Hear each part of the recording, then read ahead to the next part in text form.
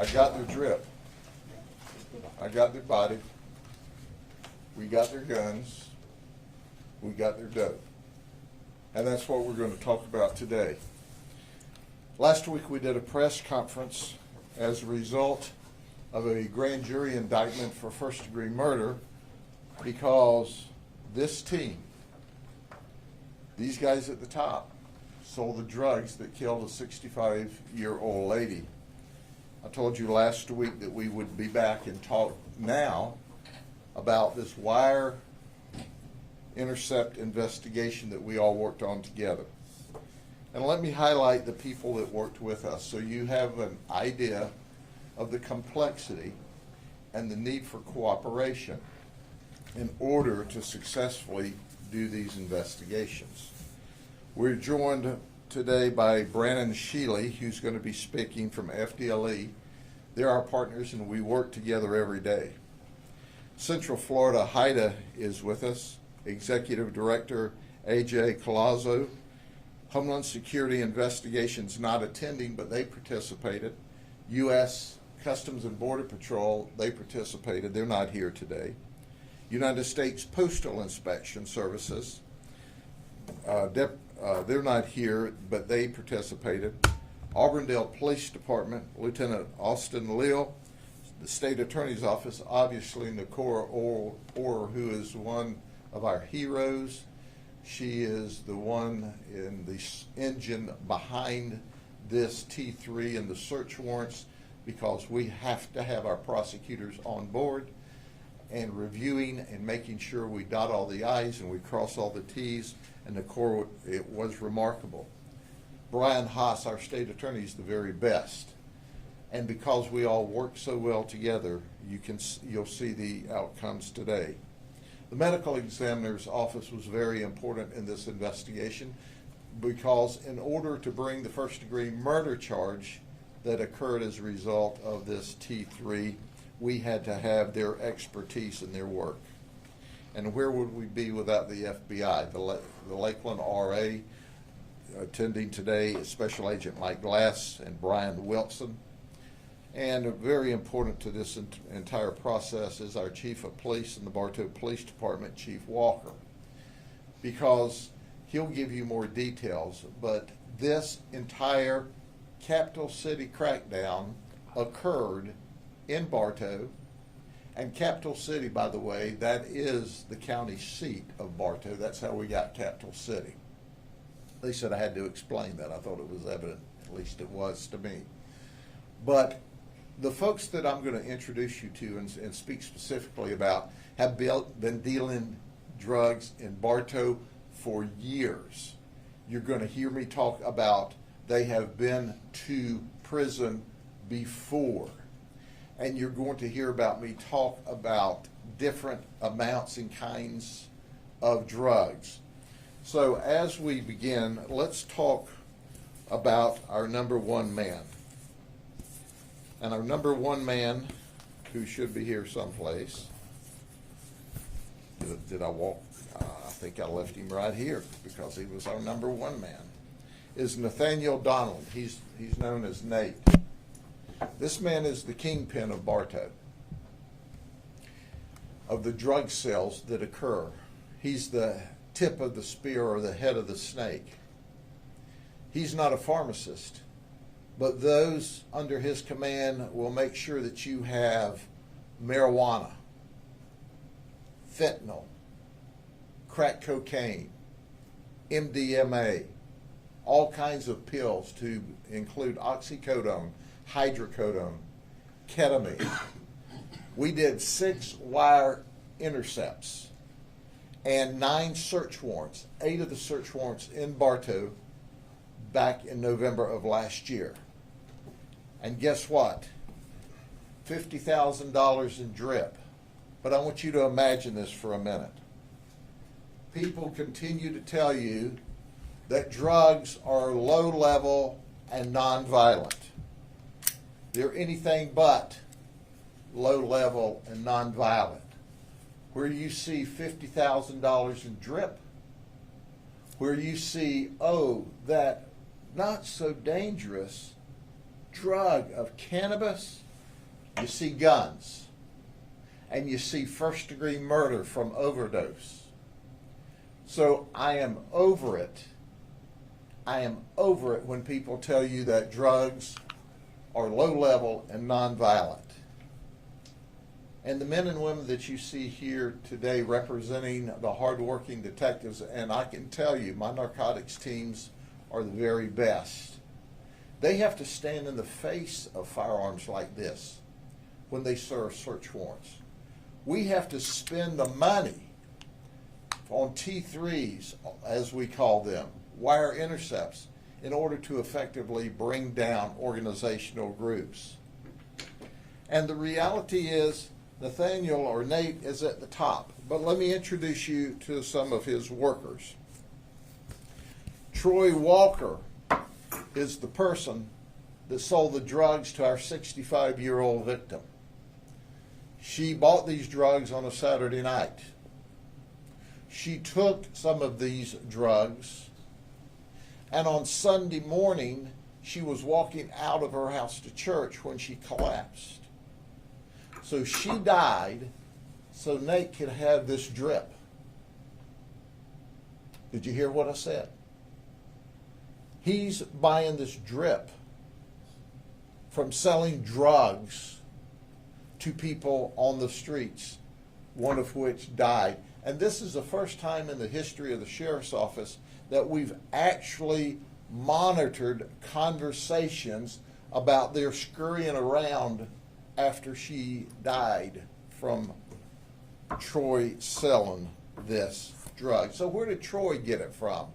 Another member, Brian Myrick.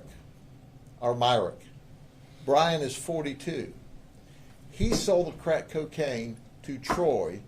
Troy sold the crack cocaine to our victim. Listen, he was released from prison for serving 4 years on a 3-year minimum mandatory where we arrested him before. He was still on probation from that time when we arrested him again. This is really kind of the pivot guy in Bartow. He is the main street pusher, the main connection between him and those that are selling and using on the streets. 32 people are listed here, but we're focusing on this. He's already been to prison on 2 occasions, and now he sold the drugs to Troy, who had been to jail or prison on 2 occasions, and killed a 65-year-old lady. If these guys aren't in jail, if they're not in prison, they're selling drugs on the streets in Bartow. They just are. And everybody in Bartow knows it, but they're afraid of them. Then you have Herbert Merrick's. He sold Brian Myrick pills. Myrick would sell Merrick's cocaine. Myrick told Merrick that he fronts the pills to the girl so he can kind of get them coming back. And then he does other business with them. He's currently out on bond. Oh, just a thought. He's been in prison too previously. And then there's Isaiah Donnell. He's Nate's brother. We arrested him in February of 2024 for trafficking in cocaine, and he was out on bond. And guess what happened in October of 2024? He comes back up on our T3, still dealing dope, while he's on bond for trafficking from 6 months earlier, waiting on charges. You see, folks, these people will never quit selling dope if they're not locked up. And people die. And we have the empirical evidence that they die from it. Then there's Elijah Nahad. He's 23. He was the marijuana dealer. He's the connection from Orlando selling the marijuana. We caught him selling 11 pounds to Brian Myrick. And guess what? He came up on our T3 with a lot of details. Then there's Michael Caballero Medina. He's 24. He's from Venezuela. Now, this is part of the frustrating confluence of federal immigration issues and local law enforcement issues. He's in this country illegally. And guess what? He was trafficking in MDMA. We caught him with a pound of it. We're waiting on the lab to return the results, but we caught him with a pound of what we believe to be ketamine. We had a trafficking warrant out for his arrest. We arrested him as part of the T3. He made bond. We had an immigration hold on him. So when he made bond, the feds came and picked him up, because that's what they do when they're finished doing business with us. They picked him up and deported him.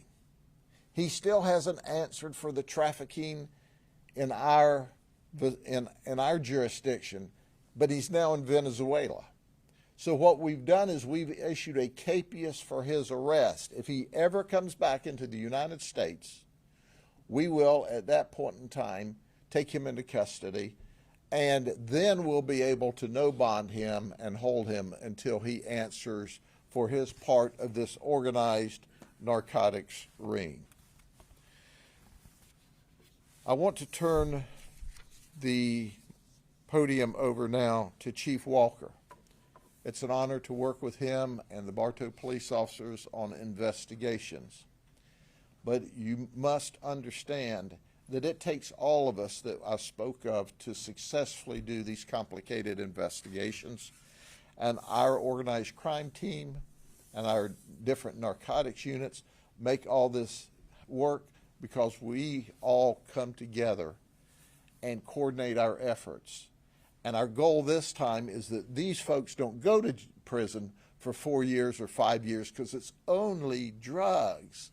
It's only drip. I mean, when people are walking around with $50,000 worth of jewelry around their neck, and they've sold millions of dollars worth of drugs in and around Bartow, they're a menace to society. They've got to stay in prison or people die. Chief. Thank you, sir. Good morning. Bartow Police Department responded to an unresponsive subject, the victim in this case. It appeared to be a nexus between her death and drugs. Bartow is not a large agency, and we rely on partnerships, and we in Polk County have great partnerships with our law enforcement partners, especially the Sheriff's Office. We don't have the ability really to have undercover officers. Most of my officers are from Bartow, so they're known. So it's a little difficult to do that, and so we ask for assistance. In this case, we got great assistance from the Sheriff's Office. That partnership is key. To do wiretaps is very manpower intensive and very expensive. And so having that assistance from the Sheriff's Office and our federal partners really helps us out. And so I just want to thank them for this and, helping us clean up our city. We know we have problems, and we're doing what we can, and obviously sometimes they're outside of our scope to take care of. So we rely on that assistance. Thank you, Chief. We have Brandon Shealy now from FDLE. Brandon. Thank you, Sheriff. Good morning. On behalf of Commissioner Mark Glass and the men and women of the Florida Department of Law Enforcement, it's an honor to stand up here with leadership and Sheriff Grady Judd doing such a great job here. Today's a testament about how important it is to stand shoulder to shoulder to constantly combat this drug trafficking epidemic that's riddling our communities. And we're going to hold people accountable for the lives that are being destroyed as a result of this. Our teams continually share intelligence all across the feds, state, and local, and we continually identify the threats in our communities and work together to stop those threats. The agents and detectives that Sheriff Judd was talking about, they are always working to stay one step ahead of the evolving techniques and tactics these traffickers are using. I'm going to tell you, you're not going to outsmart or outwork this investigative team we've put together. Through our partnerships you see here today, drug traffickers don't have a safe haven. They don't know jurisdictional boundaries, but you can see we have these boundaries covered. So we're going to hold people accountable. I want to thank the investigative team, and probably more important, or as important, I want to thank the selfless partnership that allows these successful investigations to come to positive conclusions as they do. Thank you, Sheriff. Thank you, sir. One last visual. Whoever tells you that narcotics is low level and nonviolent, they're crazy. God bless you all. Work with us, and the community work with us. You give us confidential information, we'll do everything to include wiretap these guys. We're going to protect and keep the community safe. See y'all later. Any questions? Yeah. Yes, ma'am.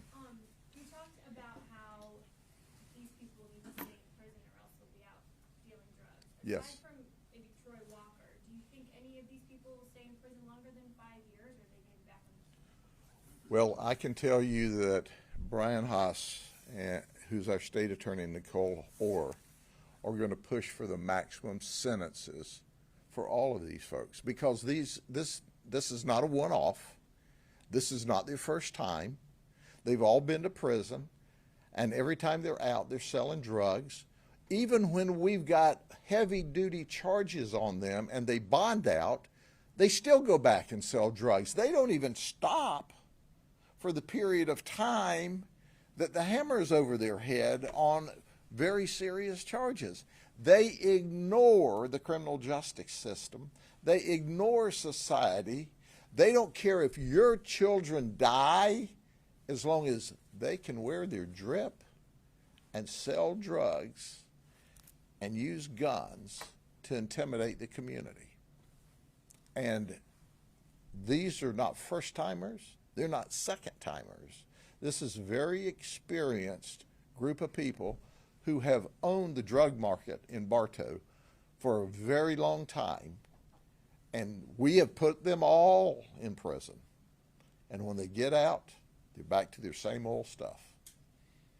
Can you speak to the wiretap side of this, how long that was going on, and what you heard specifically about Troy Walker and the overdose? Yeah, the wiretap went on about 2 months.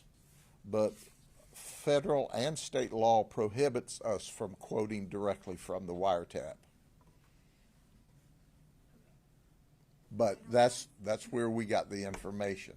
And they were scurrying around and talking about when our victim died, about, well, I sold her drugs yesterday. I mean, words to that effect. And she's dead this morning.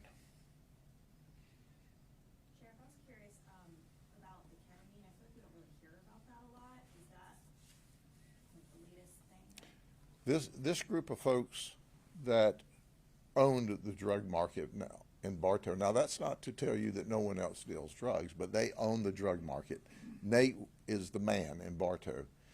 He is I don't know, he's an Amazon for drugs. Whatever drug you need, he's there. And he'll make deliveries.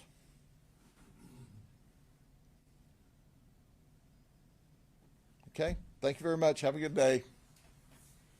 See you all later.